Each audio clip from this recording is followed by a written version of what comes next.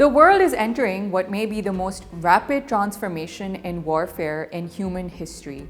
That's what the New York Times Editorial Board is saying. And the implications, both for the United States and for the international world order, are profound.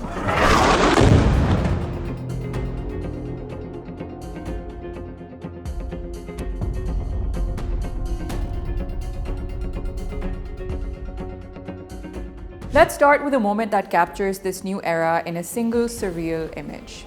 When President Biden met with President Xi Jinping in California in 2023, everything was routine until it wasn't.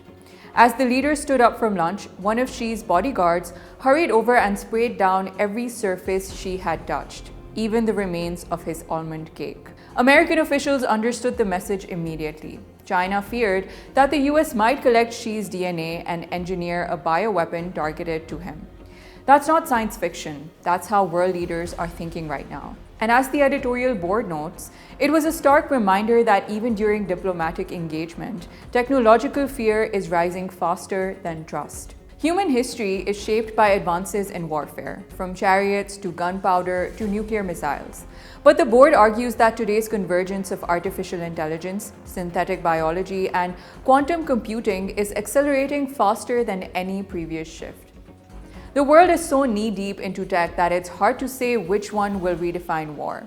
There are autonomous drone swarms that hunt targets without human oversight, cyber weapons that can black out entire countries, and the scariest of all, AI-designed bioweapons engineered to kill only people with certain genetic traits. And this isn't some technology which lies in the future. It's here and already in development. And China, Russia, and other big powers aren't waiting. They're pouring money into research and military integration. Chinese companies have already deployed autonomous submarines, surface drones, and advanced maritime systems. The US has a lead in AI, thanks largely to the private sector, but maintaining that lead requires something America hasn't done well in years: coordination among government, universities, and industry. The Manhattan Project succeeded because all three of these worked together. According to NYT, that kind of partnership is needed again. Inside the Pentagon, the transformation is already underway. Consider Maven, the AI targeting system developed by the National Geospatial Intelligence Agency.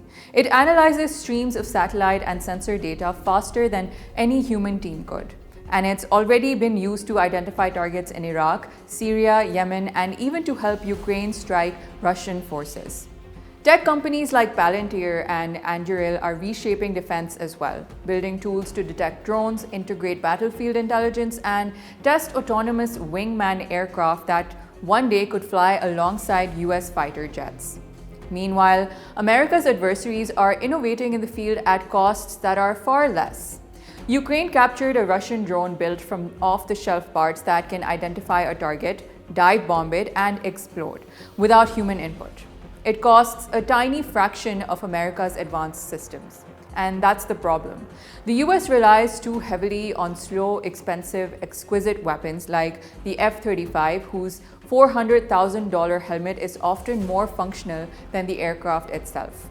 China's strategy is to jam, hack, or disable America's vulnerable digital networks.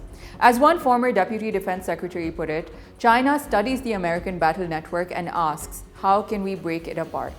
As these technologies advance, the moral stakes get higher.